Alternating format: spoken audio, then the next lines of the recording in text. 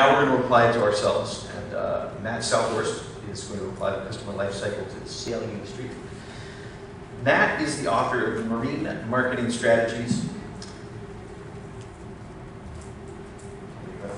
He's a speaker at industry events such as Marine Retail University, the Marine Dealer Conference and Expo, MDCE, manufacturers events, and has been featured in the Boating Industry magazine, Soundings Trade Only, Yama News, and honored in the Movers and Shakers edition of Boating Industry in the Bold Movers category.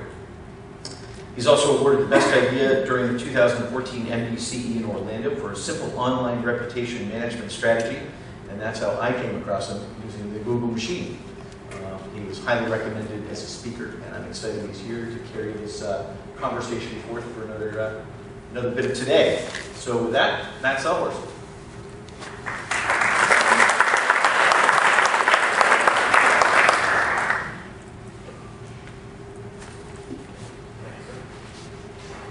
How y'all doing today? All right, let me get set up here. Let's charter a boat. Can y'all hear me if I just talk? No. No. We've got to replace, what's that? Oh, we're good. Replace the standing rigging. We should buy a sailboat. What do all three of these things have in common? For me, the way I look at the industry is, it's somebody that's got started on what I call the educational spectrum. I talk about it in terms of a boat buyer, but it's really the buying process of anything. And I'll walk through it so you can kind of picture in your particular business. So who do we all have in the room? Dealers and brokers? Raise your hand. Okay, like marinas, yacht clubs, shipyards. Yell out some of the other things if you're not a distributors. Okay. Media, retail. Okay, so everybody, all of your clients start with an idea like, hey, we should buy a boat, or we need to fix this, or we have a problem with that. And that's where the prospect first gets the idea. It's where they start on the educational spectrum at A, and then they start gathering basic information informally. They ask friends for recommendation, looking for those third-party referrals. And then they start diving into a little bit more serious research. And then they narrow down their choices. And then they narrow down on their favorites. They make the decision to buy, okay, hey, we're going to buy a boat. But they're not really sure exactly what they're going to get or who they're going to buy from. They wait for the time to be right, and then money finally changes hands. So let me give you an example that's not boating related, but I have a 4-year-old. If you saw that little picture up there, my little girl Avery. We go into a convenience store and she says, Daddy, can I get a pack of gum? She loves to chew gum. She first had the idea. She's entered the educational spectrum of a gum buyer, okay? So she starts doing her basic information gathering. She looks at all the 500 choices of gum, right? And she says, well, what kind do I want? You know, there's bubble gum and there's mint and there's all these different flavors. Then she says, Daddy, what kind should I get? She's asking friends for recommendations. Then she starts doing serious research. You know, she really starts diving in. And then she starts evaluating. Do I want bubble gum or do I want mint? And then she zeroes in on the bubble gum. And then she says, do I want grape or do I want strawberry? And then there's 20 different kinds of grape and strawberry. And she starts narrowing down. Finally, she decides that this is what I want. But the timing's not right yet because she still has to ask this question. Daddy, can I have some money? So she asks that question. I give her the money, and she buys the gum. Now, see, she picked out the strawberry bubble gum.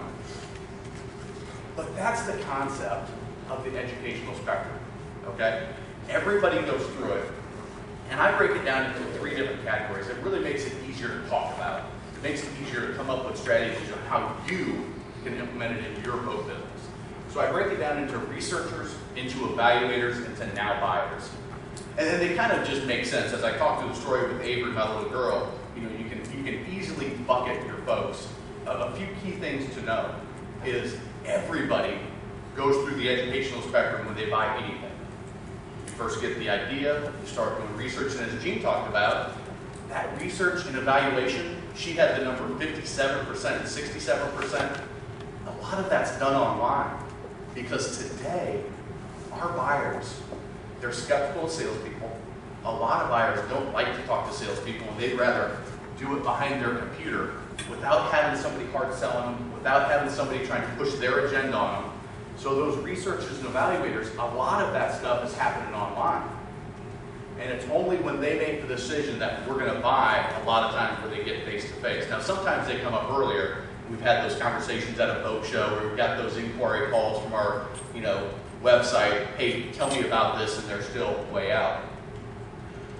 But if you look at the way you focus on your clientele and your prospects, it's likely that you're only focused on that 1/3 of folks that are now buyers, that have made the decision to buy. So all of your communication in your sales presentation, in your website, your whole online presence, what I call your online dealership, as I work with dealers and brokers, is focused on those now buyers. I suggest to you that there's a huge opportunity to focus on those 2/3 of people that are on the left side of that educational spectrum that are first getting the idea, and it gives you the opportunity to start building the relationship, as Gene said, educating them so when they get to be a now buyer. You've kind of taught them the things that really frustrate you, the things that drive us crazy as salespeople. And I started off in the industry as a boat salesperson, nose to nose, toes to toes, sitting at a boat show and having the same conversation 20 times in a single day and then doing it all over again the next day. Those were researchers. Those were people that were just trying to figure things out. So let's jump into each bucket and how they apply to your industry. The other thing about the educational spectrum is, the other thing about the educational spectrum is it can take a day, it can take minutes, like my daughter Avery, her buying a pack of gum is a 10-minute experience. For you and I it's 30 seconds, but we're going through all those steps. It can take days, it can take weeks, it can take months, and for an aspirational purchase like a sailboat, a lot of times it can take years. Okay, so we'll start with the researchers. They first get the idea, they gather basic information, they're asking for recommendations, and the serious research is kind of on the cusp of an evaluator.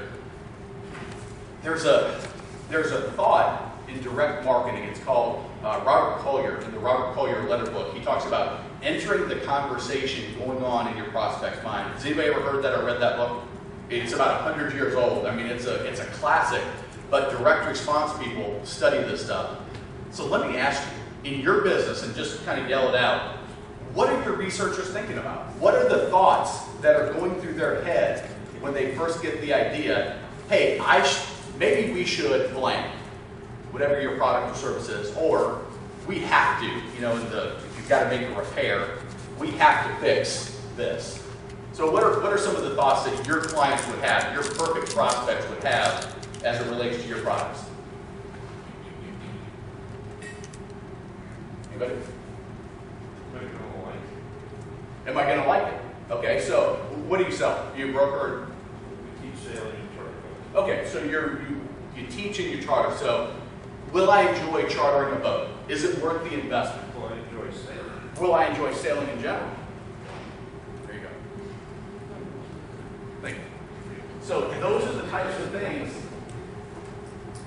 that if you can write those down and you can really sit back and think, hey, what are my prospects thinking? What's the conversation going on in your mind? And when you can figure that out, then you can communicate with those research in a way that you can sort of guide them down the educational spectrum of whatever your product or service is.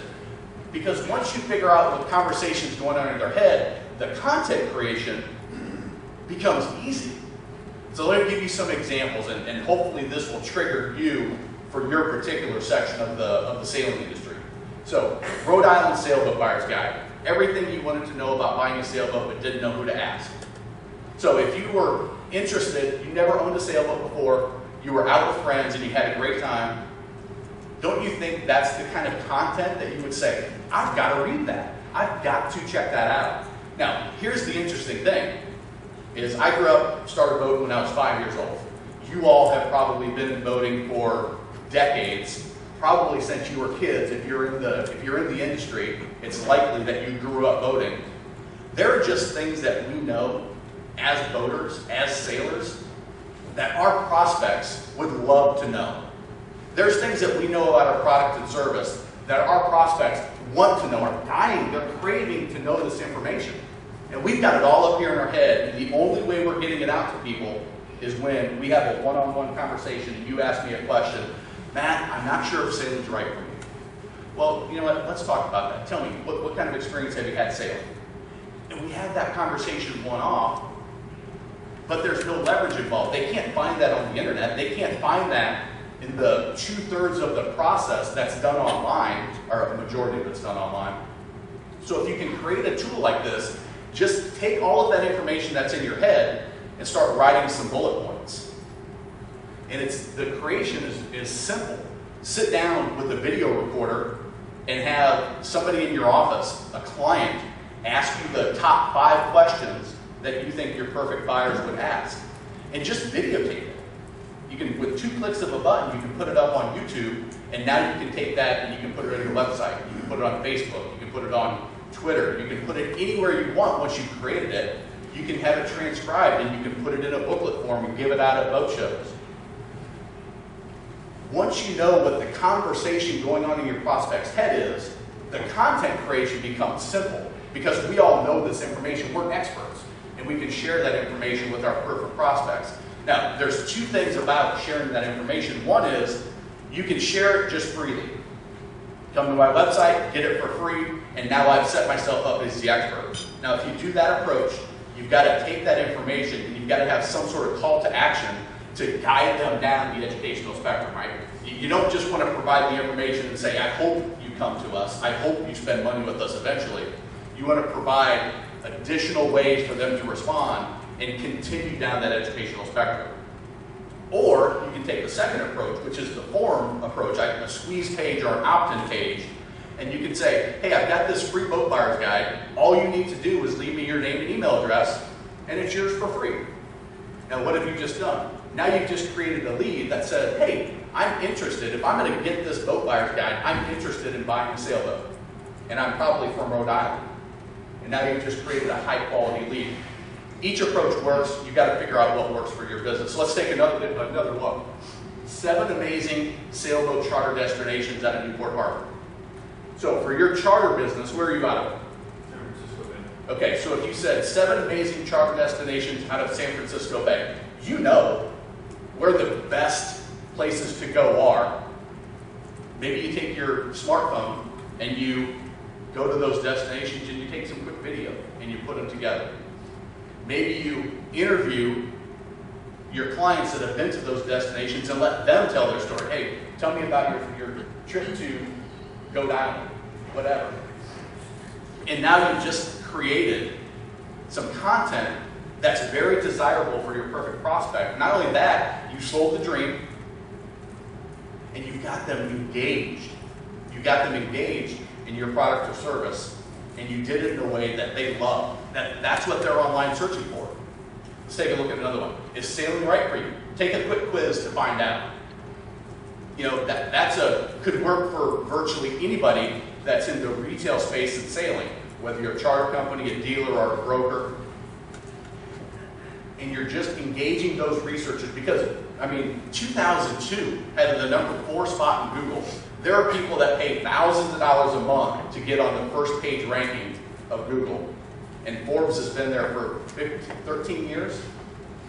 If you created a similar piece of content, and I like to do it locally because I don't necessarily want people from everywhere. Maybe in your particular business you do, but when you start adding the local aspect to it, raising up even higher in the search engine ranking is easier because most people are going to search locally when they start their research process. But hopefully this has given you a couple ideas of that content, but the biggest thing is, what's the conversation going on in their head at that particular moment when they're researchers? So evaluators. Okay, so evaluators are continuing their serious research, they're narrowing down in their choices, and they're narrowing in their favorites. So, what's the conversation going on in the evaluator's mind? What makes you different from the others? Why should I buy from you versus anybody and everybody else, including not buying at all? Absolutely. There you go. You didn't know there were going to be bribes involved today. So, What makes you different? That the evaluators are looking to make a decision, and they want to make the best decision. They want to make the right decision, and they're looking for differentiators. But you go to anybody's website, 98% of websites in the industry, and you look at them in the About Us section on the homepage, I can virtually guarantee that any dealer is going to say, we have the best service, we have the best products, we care about our customers. We've been in the boating industry since 1901. Well, guess what? So is everybody else. There's no differentiator in there. So if you can think, what are our evaluators thinking? What makes you different? They're evaluating you versus other people. Answer that in a meaningful way. Communicate with those evaluators in a way that you can guide them down the educational spectrum. So let's take a look at some examples. Catamaran versus day sailor. Which is better for beginners, intermediates, and pros? Now, I'm a powerboat guy. I hate to admit it here, but I hope this makes sense. But it's formulaic. Blank versus buying versus chartering. New versus used. Buying from a private owner versus buying from a professional broker. It's formulaic, and once you know what the conversation going on in your prospect's head is, the content sort of fills in itself. 7 must-ask questions before chartering a sailboat company out of Newport. Again, formulaic. 7 must-ask questions about your product or service, how to evaluate to make sure, to your point, that you're making a smart decision, you're making the best decision. And guess what? You should know this information, but we get so focused, and it's not just our industry, it happens everywhere. You get so focused on, we're going to build a new website, and you're so worried about the picture and the design and the looks of it, that you forget that the most important part is what you talk about. The most important part is what you say, the copy, what you talk about in your online videos. That's the key that makes it successful or not successful. Not if you have the new highest tech technology, but are you entering the conversation in your prospect's mind? And I love this one because not only is it educational and it's what your prospects are looking for, but it also really helps selling your services.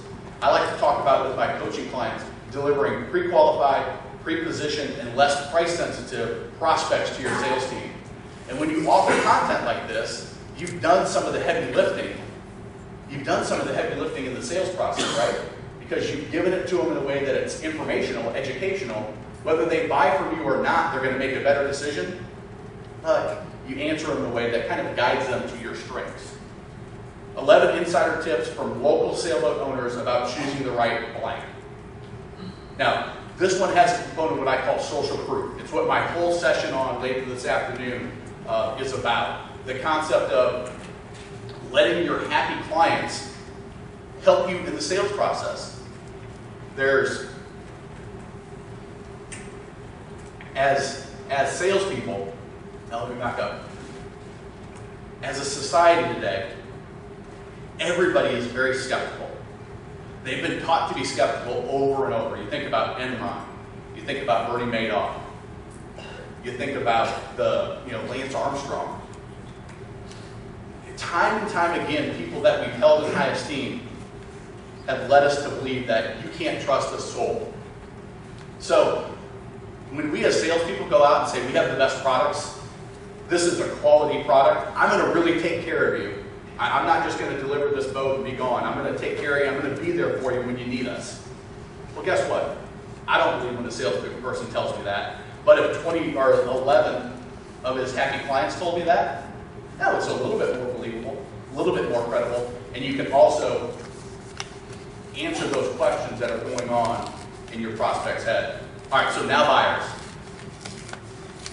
If you're here at this conference, I just know that you're a successful person. So you have a good grasp on this now buyer concept. Otherwise, you wouldn't be sitting in these chairs. So I'm going to give you a couple different ways to think about how to communicate with now buyers. But what are now buyers thinking about? There's prizes involved. What are your now buyers thinking about? Price. What specifically about price are they thinking? I believe that all now buyers are thinking, how do I get the best price? Not the lowest price, but how do I get the best price on this right now? That is, in my opinion, it's not necessarily the lowest price because you all know the thing. You all know the story, you know, there would only be Yugos or whatever if everybody just thought about lowest price. But the best price is, I want confidence that I didn't pay $50,000 when I could have paid $47,000. So as salespeople, we have to have the confidence when we discuss price that even if you would go to $47,000, it's your job to sell it at the highest level of profit. Because if you do that, you can deliver the best experience to your customers and you won't go out of business. Yeah, you can discount stuff and you can discount stuff, but eventually it's going to catch up with you. Eventually somebody's going to sell it lower, and eventually you're not going to be able to take care of your customer, and you're going to drive them out of sailing, which is a bad thing for everybody, including the prospect. So, how do we communicate with the now buyers and get them to buy from you right now? So let me give you the best price. You all have a good handle on how to have those conversations. But I'm going to give you a couple different things to think about. Risk reversal. The closer you get to the now buying phase, when you're ready to pull out your wallet and exchange $100,000 for a boat, your fear level goes up. Your risk level goes up because tomorrow you wake up and you think, dang, I'd much rather have that $100,000 back. I think I made a mistake. So, what can you do in your business to reduce that risk or reverse the risk? Warranties help. Guarantees are a great way to reduce that risk. Now, you've got to be ultimately confident in the products and the services that you deliver. Some of my clients that I work with, I actually, in the boating business where they sell new boats up to $100,000, they have money back guarantees. If you're not happy with your boat within X number of time, if you return it in as new condition, I will buy it back from you. Do you think that reduces the risk level? It's gutsy. As a dealer, I can tell you a lot more of my clients don't do it than do it, but if they do it, the ease of their transactions, their ability to sell at higher margins, their conversion rate, the ability to get another 5 or 10 clients a year that may not have bought, go up substantially. So think about in your business, what are you supremely confident about that you could guarantee? When I sold, I had 2 guarantees. I had a no sales pressure guarantee to get people to come in because I knew researchers and evaluators would rather sit behind the computer than be face-to-face because they were scared of the hard sell. But with my no sales pressure guarantee, I'll give $100 to your favorite charity if you ever say, Matt, you're giving me the hard sell. That differentiated me and it reduced their risk. I also had a happy boater guarantee that wasn't quite to the level of buy it back because I was a salesperson and I didn't have the ability to buy the boat back if that happened. But I did everything I could to reduce their risk so that they would make a now buying decision and buy from me. And it also differentiated me because nobody else does it. The best one I've seen is up to 30 days. We'll buy it back if you return the boat in as new condition. Now, you've got to figure out for your business how you can do it. I'm not saying it's right for everybody. I'm not saying that you have to do it, but figure out a way you can reduce their risk. What 27 other local boaters have to say about Matt's Marine. The social proof concept. Take that fear away. Get them to buy now by saying, hey, it's a smart decision. You're not the only one that's making this decision to buy from me or not. Let me tell you what 27 other people have said about their experience with me.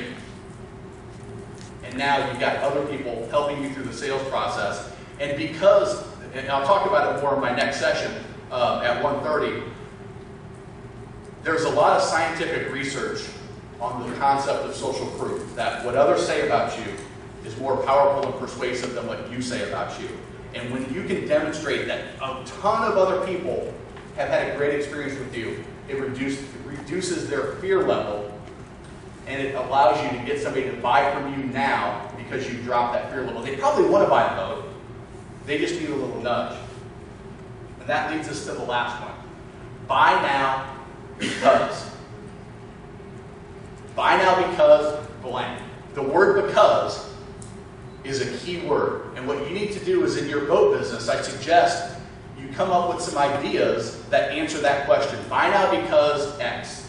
Buy now because the rebates are going away in 30 days. Buy now because I've only got one remaining, my last one. Buy now because 4th of July is right around the corner and you would hate to miss the fireworks on your boat, enjoying, celebrating the independence of this country. And if you don't do it now, you're going to miss that. And you're going to miss out on a whole summer of sailing. All that sounds like hard sailing. You know what? In 5 years, never once had anybody take me up on that offer, and I had it plastered everywhere. It was one of my big, unique selling points. Now, it's all in how you do it. But there's another thing going on here, is you have to be supremely confident that that decision is the best decision. Because remember, this isn't a person that's just walked in to talk to me and decided, Matt, I'm going to buy a boat, I saw you on the website. It's somebody that I've taken by the hand, and I've walked them down that educational spectrum. I educated them. Here's how you buy a boat. I help them evaluate. Here's how you make sure you buy the right boat. And then when it comes time to be the now buyer, my job is to get them into the boat. Because if I don't, I've failed them. And you've got to truly believe that. Because here's the thing, is if they don't get into sailing now, and I've taken them through that whole thing, and I know they're buying the right boat, I know that nobody's going to take care of them better than I'm going to take care of them. I know that sailing is going to truly change their life. That there's nothing like sitting out in the middle of the water with your family, getting away from the real world. There's nothing better. And if you don't get involved in this, you are sadly missing out. And when you have that approach, yes, you're being aggressive, but I don't believe it's the hard sell because you're doing it with good intentions. So that's my feeling on it. And in 5 years, I never had anybody take me up on it. You got to do it the right way. You know, you can't be in another presentation a car salesman made my wife cry because they did the hard. They brought in the manager, and I mean it was. I told my wife, I said, "You're going to do all this because you need to get comfortable with it." And as soon as she started tearing up, then I had to step in. But I'm like, why? Why would you do that? So you've got to have good intentions, and you've got to do it the right way. But buy now because give them a reason to make the decision, and it's got to just nudge them over that fence. They're sitting on that fence. You've guided them down that educational spectrum, and you've got them to the point where you know it's the right one for them. You know they're going to enjoy it. You know that they can afford it. It fits into their budget. They just need that little bit of a nudge to get them to make the decision that they really in their heart want to make. So come up with some ideas there. Now, Jean talked about it in her session and I love that you did those bonus slides because it fit nicely with this. 50% of forums online in the boat or in the industry overall in the world got responded to. 50% didn't. I did a webinar with Bob McCann's at ARI, Footsteps. They're a contact management system and tech company in the boating industry. And he had very similar numbers. They did it just for boat dealers and brokers. And it was like 51% responded, 49% never responded at all. So if you have this thought of the educational spectrum in the boat buyers, it can take days, it can take weeks, it can take months, it can take years, it can take decades. From the first thought for that aspirational, I would love to own a sailboat. I would love to take that charter trip to San Francisco Bay. I would love to do whatever. If they're ready to buy now, if they walk up to you and they're ready to buy a $2.5 million condo, close it, sell it. That's your job. But more than likely, they're going to be spread out over a long period of time. So let me ask you this. How long do you follow up with a prospect that showed interest in your product? Whether you talked to them on the docks, whether you ran into them at a trade show, whether they responded online, how long do you communicate with them in a systematic way? You never stop? Awesome. Do you have a system to do that? So here, and I go through my leads and say, okay, I saw them at this boat show, it's time to ping them again. Awesome, awesome. And that's exactly what I teach my clients, is to create what I call a 24/7 selling machine, a systematic approach to staying in touch with all of those prospects that whether they requested a report. I offered the official boat buyer's guide and had a big long subhead to it, but I generated a lot of leads that were real early in the buying process. I threw them into this funnel. The evaluators came to the boat show, walked into the showroom, they went into this funnel. I ran into somebody at the restaurant on the water that expressed an interest in boating. I put them into this funnel. Automated emails, manual emails, newsletters I love, because newsletters give you the opportunity to sell the dream, to sell the lifestyle, to present some social proof, to create a relationship in a one-to-many format. So one-to-one, I got to talk to a lot of people one-on-one to sell the number of boats I want, or to sell the number of products or services that I want to make the income I do. But when I can communicate 1 to 100, like this, that's pretty good. When I can communicate 1 to 1,000 or 10,000, that's even better. Because at some point, I'm going to push them across the educational spectrum, and they're going to have that relationship with me. I educated them. I helped them make the right decision. I've shown some differentiation, and I'm going to set myself up for more sales that are less price sensitive, and then frankly, they're easier and more fun. Phone calls, you can use all the technology you want, but nothing beats person-to-person communication. So you have a systematic approach that uses technology, but you put the manual and the personal relationship, like you said, I'm going to make the phone calls, I'm going to make sure I run into them at an event. And you want to mix that into whatever your system looks like.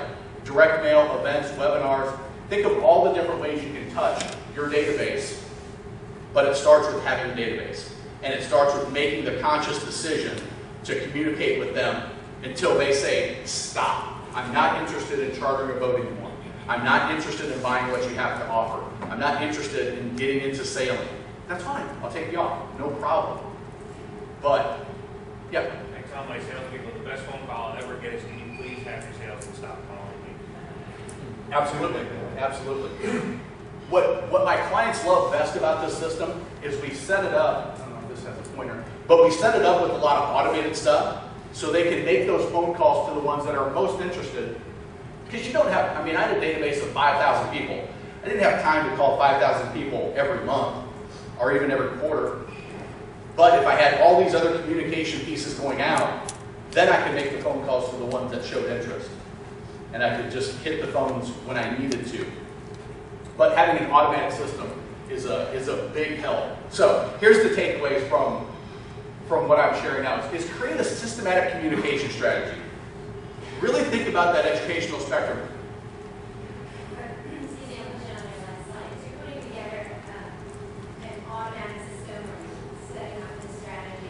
Yep. Assume that you also do frequency. And how would you say if you were selling boats, and I'm sure it would be different for any product, but how do you determine frequency of touch to the potential customer? Because you do want to reach out to the building, say stop, but if you do it too frequently, you won't be able to make them say stop and actually buy. It all depends on what you say to them. So you've got to go back to the communication strategy. Because if I email you every week and I say, are you ready to buy now? Are you ready to buy now? How about now? How about now? Then you're going to opt out and you're going to hate me. But if I send you every week, if I send you a monthly newsletter that's got interesting articles, some of the, the boat buyer's guide, the 7 destinations, the interviews with happy boaters. And then next week I send you an email that has an article about boat insurance. And the next week I send you an email that has, I call it a boat preview. It's a bunch of videos of boats that are for sale. And then the next week I send you an email that invites you to an event. Now you're fine with 4 emails a month. But it all depends on what you say. So if you're entering the conversation in their mind, I had in my personal system and the way I set them up for my coaching clients is 62 touches in a year. Amongst all of these, a lot of them were emails, newsletters, once a month, boat previews 2 to 3 times a month, 12 automated emails, phone calls, events, 62 touches, and my opt-out rate was well under 1% for my email. So it wasn't too much because I said good stuff. It wasn't the typical salesperson contact, if that makes sense. Okay? So a lot of different media, a lot of different contexts, but the key is entering the conversation going on in their mind. And think about it in each of those three buckets: researchers, evaluators, and now buyers. And if you can communicate with them that way, you can communicate with them a lot. So when they do get to that now buyer stage, they're ready to go. And then develop a 24/7 selling machine to drive them down. So I'm going to try this. We'll see if this works. This is a voicemail I got from a person I met at a boat show 4 years prior to this phone call.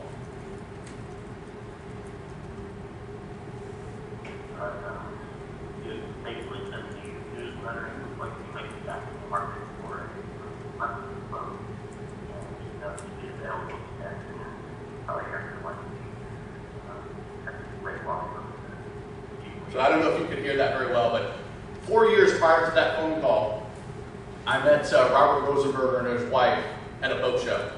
And I thought it was my first year selling. And I thought, I've got me a now buyer. I didn't talk about it in that terms when I first started, but I've got me somebody ready to buy. I'm going to make my first boat show sale. I spent hours with them answering all the questions. They were researchers. I didn't even know it. I put them in my 24/7 selling machine. 4 years later, out of nowhere, I hadn't made phone calls to them after the first month because I got busy being busy. I had other new leads to follow up with.